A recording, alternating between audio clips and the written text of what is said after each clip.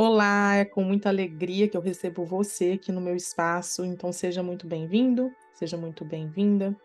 E eu quero convidar você a explorar comigo esse conceito que eu venho também investigando há 7 anos, que é o Empreenda em Si. E eu estou muito feliz porque eu realmente entendo que nós estamos num momento peculiar, num momento histórico, eh, muito importante, e nunca antes foi tão necessário a gente olhar para dentro, da gente se compreender. E eu uso esse termo empreender em si, devido à minha trajetória de vida, o meu trabalho como empreendedora nata, como uma pessoa que abriu empresa, CNPJ, mas compreendeu que o maior ganho que eu tive no desenvolvimento das minhas capacidades empreendedoras foi empreender a mim mesmo, no meu processo de autoconhecimento, mas mais do que o autoconhecimento, o autodesenvolvimento, para que eu pudesse usar todas essas habilidades para despertar em mim o meu potencial criativo e viver uma vida cada vez mais expansiva. Então, eu quero com toda alegria compartilhar essa minha trajetória, quais foram os elementos que eu encontrei, todas as abordagens, as teorias que eu estudei, né, dentro da antropologia da educação. Eu tive a oportunidade de entender bastante por que que o sujeito escolhe o que escolhe, faz o que faz, a partir da primeira infância, na escola, no mercado de trabalho, e como que vai se modelando e reproduzindo dentro da sociedade.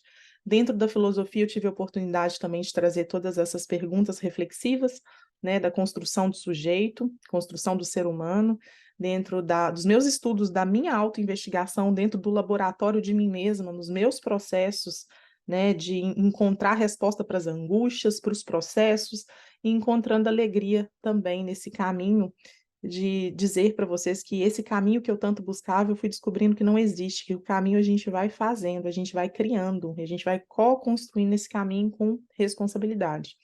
E também tive a oportunidade de mergulhar bastante na psicanálise, porque dentro dessa minha busca eu tinha, que entender o sujeito na sua complexidade interna do consciente, do inconsciente. Quem me trouxe essas respostas foi, dentro da psicanálise freudiana, mas chegou um ponto também que eu tive que ir um pouco mais além, do que a própria ciência traz, e eu fui além, onde o conhecimento ele acaba se limitando, e aí a metafísica, que é um estudo que vai um pouco além dos fenômenos físicos, e foi ali também dentro dos estudos, dentro de uma linha de estudo da inteligência espiritual, que me trouxe as respostas que eu buscava tanto, e com essa alegria toda que eu estou aqui, eu vou compartilhar com vocês. Então eu preparei umas telas aqui para orientar o pensamento e apoiar vocês também a me acompanhar aqui.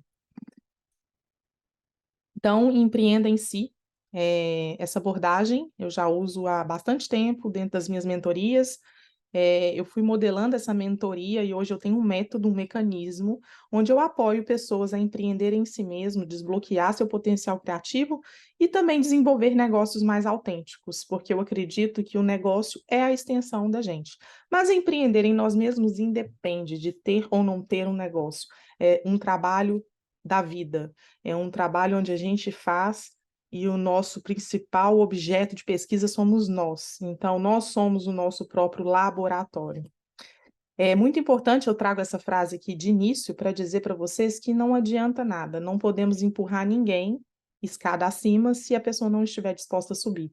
Então, todo o trabalho sobre si, todo o trabalho de autodesenvolvimento requer necessariamente um desejo interno da pessoa, né, daquela pessoa que quer explorar esse universo que nós temos, cada um carrega dentro de si. É um trabalho de exploração, de autoobservação, é um trabalho que exige muito esforço e consciência de que você está fazendo esse esforço. Então é um trabalho é trabalho, e o trabalho sobre si dá trabalho.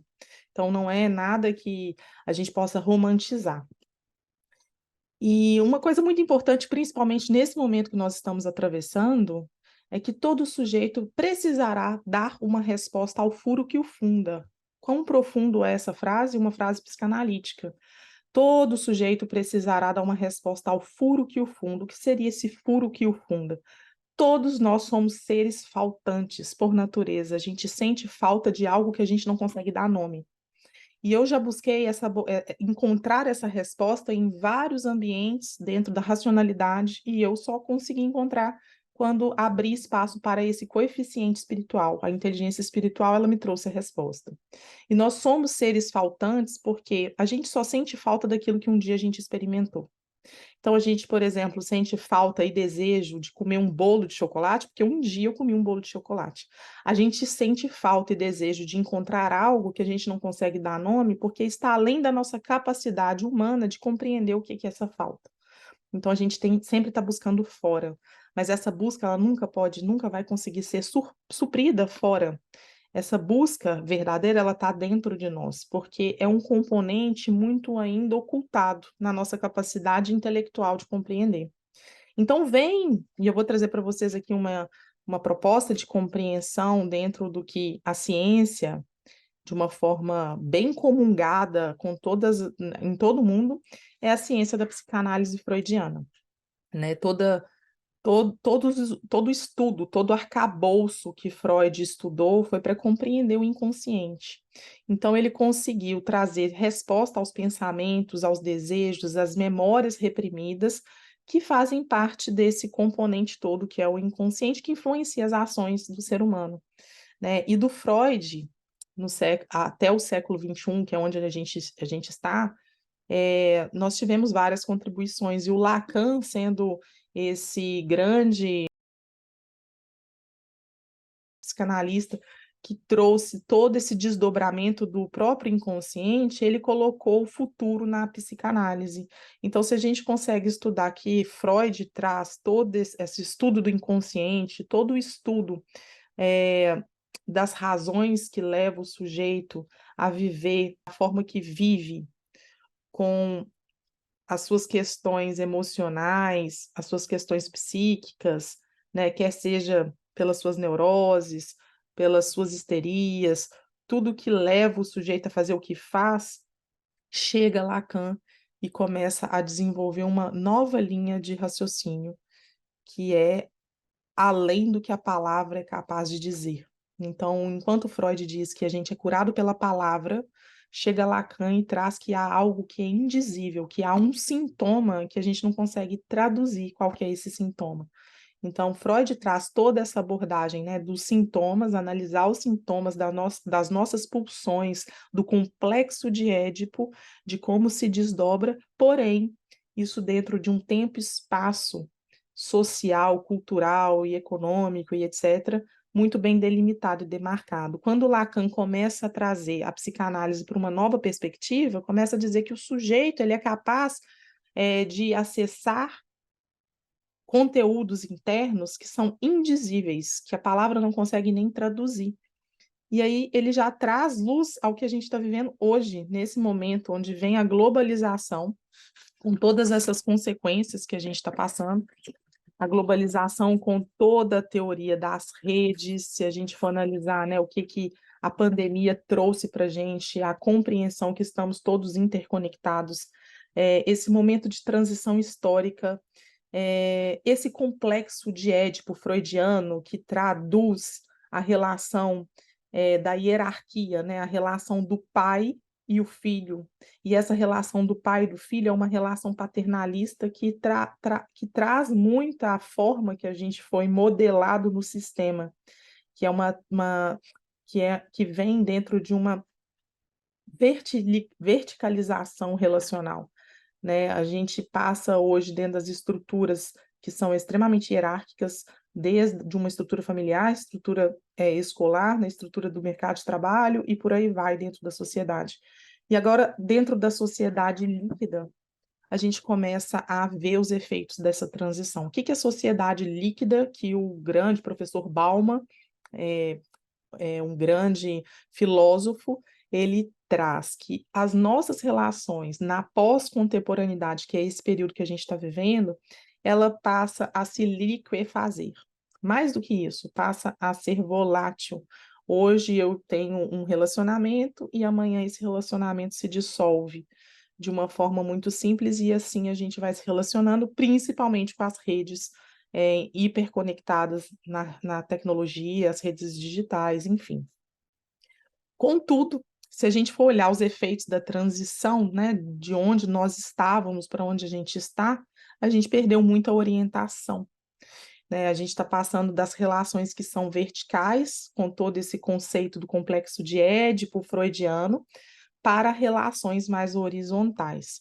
Então, essas relações verticais paternalista, né, das identificações, tendo o pai como modelo, tendo o pai que dá o comando, essa hierarquia do comando e controle também vai se liquefazendo, como Bauman disse, nas relações líquidas, e a gente vai trazendo mais as relações horizontais de uma sociedade pós-contemporânea, onde o ser humano, o sujeito, não se dedica mais às grandes ideologias. Eu não morro por grandes ideais, mas eu morro pelo meu filho. Então a gente não luta por grandes ideais, por grandes ideais sociais, mas eu brigo e mato e morro por algo que é próprio meu. Então, não tendo mais grandes ideais, abriu-se espaço para as relações horizontais, que é essa relação onde a gente tem mais o compartilhar, onde a gente tem mais a relação da troca, da partilha, e a voz, que antes ela tinha que ficar oprimida só para receber o comando, ela passa a ter mais espaço para atuar, para ativar, para também ter o seu próprio modelo ali de pensar, raciocinar e agir. Só que aqui vem um efeito da transição muito complexo, porque a gente vem numa transição e a sociedade ela ainda está com a mentalidade de receber ordem, de receber o manual de instrução, mas dentro de uma relação horizontal onde a gente ainda está perdido, sem saber para que lado que vai, porque estamos acostumados a ter esse comando e esse controle. E agora a gente chega numa sociedade líquida que todos nós teremos que ser responsáveis pelas nossas decisões e ter o nosso plano de voo, o nosso plano que a gente vai caminhar ali no dia a dia. É muito louco se a gente for parar para pensar o que que essa transição está fazendo com o ser humano, está chacoalhando tudo. E aí vem o humano centrado. O centrado na vida, centrado no ser humano. É humano centrado. O que que é o processo de humanizar as relações, principalmente nessa era de altíssima tecnologia, a gente passa a perceber que a gente precisa trabalhar qualquer desenho, qualquer design, qualquer relação, a gente prioriza as necessidades do ser humano. O indivíduo não é mais o que escolhe, mas também o que lhe ocorre. Eu sou o meu acontecimento. O que que significa isso? A gente passa a perceber e a refletir que todas as nossas escolhas, elas também foram ocorrências. A gente foi escolhendo fazer o que a gente faz muito por indução ao que o mercado, ao que o modelo pedagógico escolar foi nos ditando e o mercado das oportunidades e também toda a relação, né, que é muito subjetiva ali da nossa relação familiar, das influências que a gente recebe. E aí agora também vem as tecnologias, torna-se mais necessário ter o ser humano no centro de todas as relações. Ou seja, a gente vai percebendo que o ser humano, ele acaba reproduzindo muito, acaba vivendo muito sob o efeito de manada, fazendo, reproduzindo, repetindo, sem raciocinar, naquela coisa mais mecanicista, e de repente agora a gente começa a perceber que há uma necessidade do ser humano, ele começa a ter mais consciência sobre si nesse processo, nesse efeito da transição, ele passa a ter mais autonomia sobre si, mas muitas vezes desorientado, sem saber por onde fazer, o que fazer e como caminhar. Então, nesse efeito da transição, é muito importante mapear quais são as reais necessidades. E é isso que as organizações têm feito, é isso que o design centrado no humano hoje faz para desenvolver qualquer produto, serviço ou negócio. Hoje, o mapeamento, o escaneamento das necessidades humanas está também sendo cada vez mais bem controlada pelas tecnologias, porque hoje qualquer efeito que a gente tenha, qualquer ação que a gente faça com o uso das tecnologias, nós estamos sendo mapeados. A gente transforma as nossas ações em dados, e isso com a inteligência artificial, através de um padrão, nós somos mapeados. Então, hoje o ser humano, ele é complexo, e ele tem sido mapeado porque o ser humano, ele age por padrões. E quanto mais a gente se conhece nesse processo, mais a gente consegue também compreender que estar centrado na vida é estar centrado nas nossas reais necessidades que muitas vezes a gente nem compreende, a gente não consegue olhar e absorver e observar devido a ao alto índice de informação e estímulo que a gente recebe ao longo de um dia. Então, o novo ser, ele demanda do novo tempo.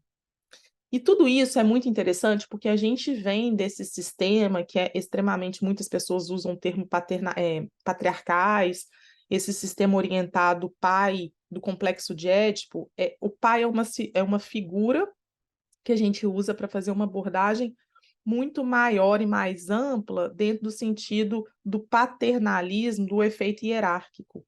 E com essa perda, né, com esse sentido, saindo dessa verticalização e indo para a orientação mais horizontalizada, a gente perde essa orientação. Então, não tem quem possa te dizer o que você deve fazer. Então, o comando e controle, ele cai no colo da partilha e da colaboração. E isso faz com que o sujeito tenha que ter mais orientação sobre si. Quem eu sou, o que eu estou fazendo aqui, o que eu quero, qual é a minha necessidade. É se centrar na vida, se centrar no ser humano que se é, né? É abraçar a sua própria humanidade, compreender que você não tem um sujeito externo que vai te orientar, mas que a sua orientação, ela parte de um pressuposto que existe uma intuição e uma sabedoria interna. O ser humano também perdeu a sua bússola externa, né? Toda essa bússola, esse manual de instrução do que fazer, como fazer, contudo, isso se perdeu, né? Qual é a minha bússola externa? Qual é o meu manual de instrução? Para onde eu vou? Para onde eu caminho? Então, um novo ser é demanda do novo tempo. Quem vai nos salvar de nós, uma vez que nós estamos, então, sem fronteiras, ultra conectados, com a altíssima tecnologia? Quem vai salvar de nós? Quem vai nos salvar de nós? Sem uma bússola externa, sem os líderes que possam nos trazer a ordem e o progresso. Eu quero só voltar aqui, quando a gente fala da perda da orientação masculina, é nesse sentido que o Freud traz do complexo de Édipo. E quando a gente começa a perceber que o processo nosso de desenvolver o nosso inconsciente nessa era que nós estamos é muito mais complexo, a gente passa a perceber a nossa real complexidade, muitas vezes caótica, né? Sem um líder externo que vai trazer para a gente a ordem e o progresso, sem essa bússola externa, sem fronteira, o que nos cabe? O que cabe para nós, né? E onde que a gente vai caber dentro desse processo, a não ser mergulhar internamente e entender que as fronteiras que não existem externas, elas também não existem internamente, e a gente pode mergulhar. A bússola externa, ela pode não existir, mas a gente tem uma bússola interna. A gente tem algo que nos orienta internamente, a nossa intuição, né, o nosso coração. Sem um líder que possa trazer para a gente a ordem e o progresso, a gente ativa o nosso líder interno. Né? Essa é a capacidade que nós temos de empreender em nós. Empreender, mais uma vez, é um termo muitas vezes muito mal colocado, porque parece que a gente tem que abrir uma empresa, um CNPJ, mas a própria palavra e o termo empreender significa a gente dar uso àquilo que já existe com criatividade, com inovação. E nada mais interessante do que a gente fazer isso com a nossa própria vida, com as nossas necessidades, e a gente reinventar nós mesmos todos os dias, né? Então, quando a gente não encontra fronteiras, quando a gente não encontra algo que possa nos orientar externamente, só nos cabe empreender em nós mesmos, encontrar as respostas e os recursos que já estão disponíveis dentro. A gente não precisa buscar nada externamente. E nós viemos com essa capacidade de trazer dentro do nosso recipiente interno a possibilidade de receber esses recursos e modelar esses recursos a favor e a serviço de nós mesmos e colocar isso a serviço do mundo. E a gente vem nessa transição saindo de um lugar, de uma era, de um tempo de muita estabilidade, da qual a gente era bem orientado, nós sabíamos o que poderíamos ser, nós sabíamos o que poderíamos, por onde poderíamos caminhar, para algo imprevisível, algo que possa nos ocorrer e nos acontecer a qualquer instante pela rapidez, pela velocidade das mudanças, das transformações e das possibilidades de acontecimento. E com tudo isso, a gente vem também, sai de uma objetividade para uma subjetividade. Isso significa, e o momento sinaliza, toda essa perda de objetividade de que eu sou apenas algo, principalmente no mercado de trabalho. Se eu me formo como advogada, eu sou advogada e ponto. E ali eu tenho que vestir a máscara da advogada. Ou eu sou um médico, eu tenho que vestir a máscara do médico. E a gente esquece durante o processo que nós somos muito mais do que um crachá, do que uma profissão. Então, nesse momento, a gente traz a subjetividade. Então, já é comum isso, as empresas, as organizações já têm todo esse trato do bem-estar do seu servidor, do seu colaborador, de compreender a subjetividade, que o ser humano ali está muito mais do que o crachá, ele traz muito mais do que o crachá.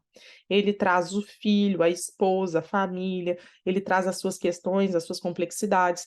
Então, não dá mais para a gente ficar dentro das caixinhas, uma vez que nós somos seres complexos e temos as nossas subjetividades, que precisam ser colocadas também nesse momento de transição, para que a gente possa fluir, né? Então, não dá mais, não cabe mais a gente mascarar todas as nossas versões em prol de uma versão que eu tenho que manter essa postura.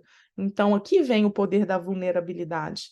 Quando a gente empreende em nós mesmos, a gente começa, igual uma cebola, a gente começa a descascar as folhas da cebola para a gente encontrar, né, o que é essencial, o que exprime a nossa essência. Dentro dessa centralidade humana, esse ser, ele traz uma capacidade de acessar o seu coração, algo que muitas vezes a gente não tinha capacidade de falar. Soava como fraqueza falar de algo que é da nossa humanidade. A gente tinha que se tornar seres fortes, seres que não expressavam emoções, que não tinha capacidade ali de trazer a subjetividade. Mas quando a gente traz todo o nosso contexto de quem a gente é, nós centramos também a vida e a nossa humanidade. Com isso, esse é um ponto que eu gosto muito de trazer aqui para vocês e gosto muito de trazer porque eu mesma já fui fiel ao conceito do propósito, eu trago o propósito dentro das minhas mentorias, mas hoje, pela velocidade, pela mudança, pela transição, por tudo que a gente vive, todo esse propósito muitas vezes é engessado e nós, seres humanos, somos seres complexos em transição e muito mais do que a gente se fixar a um único propósito, porque o propósito a gente se revela com o que a gente faz na vida. Não existe um único propósito e nem grandes feitos. O propósito ele acontece nos mínimos detalhes. É na nossa capacidade de estar a serviço do outro e de compartilhar de um lugar correto. Então, muito mais do que um propósito fixo, enrijecido, nesse momento de transição, a gente é convidado a olhar para uma carta de intenções, daquilo que a gente é capaz de fazer no momento presente e se responsabilizar em cima dessa carta de intenções, da gente se responsabilizar pelas nossas intenções para compartilhar cada vez mais autenticamente de um lugar correto, mas isso em todos os campos que a gente estiver, quer seja em casa, na família, no trabalho, com os amigos, a gente tem as nossas cartas de intenções que de tempo em tempo, havendo novas verdades, havendo novas compreensões, havendo novos níveis de consciência, essas cartas de intenções mudam. O que é mais importante nesse processo é a nossa disponibilidade diante da vida. A gente também passa nesse momento de transição para uma era do conhecimento, que era aquele conhecimento quase que cartesiano, aquele conhecimento dentro da teoria crítica, aquele conhecimento que traz o construto, mas a gente chega nos limites do conhecimento e acessa uma sabedoria. Essa sabedoria ela é uma sabedoria interna que vai muito além da nossa capacidade apenas de ligar os pontos. Todo conhecimento, a inteligência artificial, ela está aí, ela consegue, por padrões, acessar e construir novos outros conhecimentos por ligar os pontos. Mas a sabedoria, essa sabedoria, ela vem de um fator que é uma inteligência muito discutida desde os anos 90. A autora, ela chama Zohar, ela traz esse conhecimento da inteligência, da inteligência espiritual para dentro da academia, para dentro das organizações. Então, inteligência espiritual já não é mais um tabu para a gente falar, ela é uma necessidade. Então, a gente entra numa era, saindo da era do conhecimento para a era da sabedoria, da busca da consciência, da gente trabalhar mais um nível do sutil, um nível, um nível metafísico. Esse nível metafísico, né, eu vou trazer para vocês aqui um conceito de Immanuel Kant, quando ele traz os limites do conhecimento, né, e esse momento que nós estamos, a gente está ultrapassando muito o que o Kant trouxe, que é a mudança de paradigma no século XXI. Então, Kant, ele falava, os limites do conhecimento, não é possível conhecimento científico de realidades metafísicas, porque era tudo muito além do ser humano poder provar pela fisicalidade. Então, o conhecimento científico, embora não tenha o seu fundamento na experiência, ele começa com ela e por isso só pode ser conhecimento de realidades empíricas, ou seja, no passado, né, dentro dessa construção, o que o Kant e todos os outros trouxeram dentro da linha da teoria crítica é que o que não pode ser provado cientificamente é descartado. E nesse movimento que a gente está hoje, a gente traz hoje um campo do mundo sutil e a racionalidade, ela comunga com essa sutileza, né, do campo, da inteligência espiritual. A gente está chegando no momento de comungar os nossos processos de conhecimento e de sabedoria. Então, tem um grande autor que eu gosto muito, que é um físico também, ele escreveu vários livros, Fritjof Capra. E o Capra, ele traz vários conceitos mostrando essa interação metafísica. Uma frase que eu gosto muito dele é essa, que os físicos não necessitam de misticismo e místicos não necessitam de física, mas a humanidade necessita de ambos. Isso é muito incrível, porque não dá mais para a gente anular as nossas necessidades. Os físicos não necessitam de misticismo, ok, eles vão dentro dos seus estudos empíricos provar. Os místicos não necessitam de física, porque os místicos acessam os fenômenos, mas a humanidade, no momento que a gente está atravessando, ela necessita da física, necessita da ciência, do conhecimento, da teoria crítica, mas também necessita de compreender esses acessos no mundo sutil. E empreender em nós mesmos é isso, é a gente aprender a operar a partir das incertezas, que são suscetíveis de mudanças a cada contexto e saber que toda escolha feita ela é arbitrária. Eu gosto muito do que o professor Jorge Forbes fala, que ser arbitrário é deparar com o limite da razão. Ser arbitrário é deparar com o limite da razão. E ser totalitário é colocar um limite na razão. Ou seja, a razão, ela pode ter o seu limite. E o ser arbitrário se depara com esse limite. No passado, a gente tinha todo esse trabalho, né? A gente era efeito do trabalho totalitário e era colocado um limite na nossa razão. E agora, nesse momento, não existe também limites para o nosso pensar, para o nosso sentir, para o nosso observar. Então, quando a gente pensa em empreender em nós mesmos, é trazer a possibilidade do futuro. Ou seja, o futuro é sempre uma possibilidade da gente inventá-lo. E para isso a gente precisa desenvolver toda essa nossa capacidade de olhar para dentro e da gente se tornar mais verdadeiro e tirando essas máscaras e observando que a gente está mesmo no processo de transição e que a gente precisa da responsabilidade e também da criatividade para explorar esse futuro, porque não vai ter ninguém externamente que vai nos trazer uma resposta. Não tem nenhum clínico, nenhum médico, nenhum analista, nenhum guru, nenhum líder externo que vai trazer as respostas que só habitam dentro de nós, porque os recursos estão dentro de nós. Empreender em si, então, é sobre acordar o seu potencial criativo ilimitado, ativar a sua autoobservação para se tornar mais responsável na co-construção do seu futuro. Então hoje eu deixo aqui com vocês essas reflexões da transição que a gente tem feito, do momento que está nos sinalizando, para que a gente possa co-criar esse futuro com criatividade, com responsabilidade, empreendendo em nós mesmos, ativando o autoobservador e com o coração aberto, para que ele possa nos orientar, para que a gente possa ouvir esse campo sutil cada vez mais.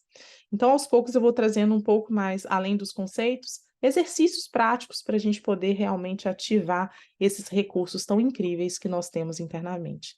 Então, eu deixo aqui o meu abraço, agradeço a sua participação. Se você precisar tirar dúvidas, eu estou no meu Instagram, que é @DaniMorreale. Eu também tenho o meu grupo, uma comunidade que está se formando no WhatsApp. É só você acessar aqui embaixo, no link aqui do YouTube, você vai ter acesso a essas informações e os caminhos para me encontrar. Muito obrigada, é uma alegria estar aqui com vocês. Curta e compartilhe aqui esse vídeo para chegar em mais pessoas. Obrigada, gente.